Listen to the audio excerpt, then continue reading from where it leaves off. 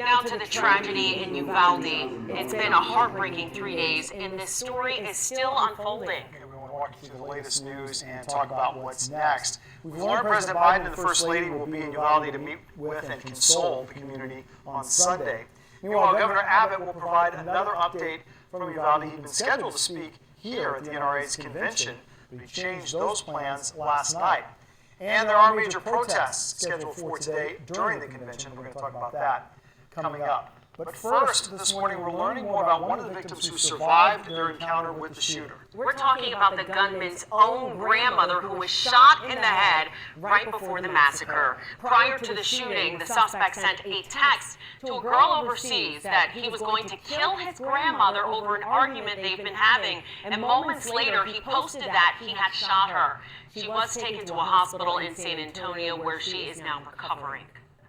This morning, we're also getting a new timeline from authorities as questions remain about the contradictions in the details of how Tuesday's shooting unfolded. We want to walk you through this latest explanation of events. The new timeline starts at 11:28 a.m. That's when Texas DPS says the shooter, Salvador Ramos, crashed his truck near Robb Elementary after shooting his grandmother. DPS says he shot at two people, then fired shots at the school itself before approaching the building. At 11:40, the shooter entered the school, but he went unchallenged, apparently through an unlocked door. Now, that's a big change in the story from authorities. Initially, they said he was, quote, engaged by a school resource officer before he got into the school. Now they say the first officers didn't arrive to the scene until 11:44, 4 minutes after Ramos went inside the school.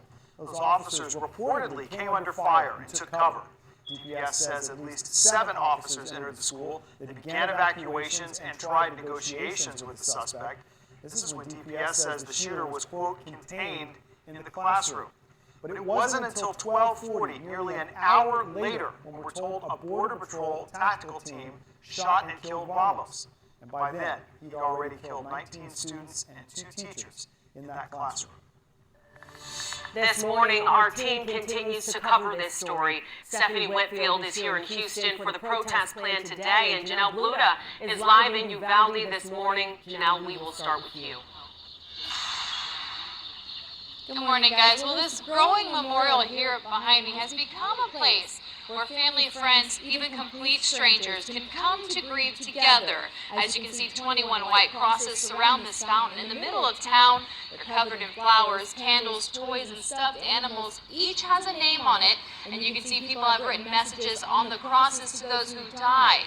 And as if the shooting couldn't get any worse, yesterday we learned that the husband of Irma Garcia, one of the teachers killed in the school shooting, has died.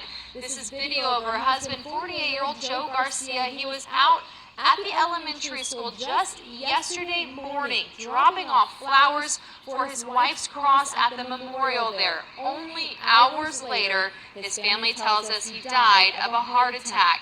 Relatives called Irma a kind soul and say Joe worked at the supermarket, saying he always had a smile for you. They believe his death is due to grief.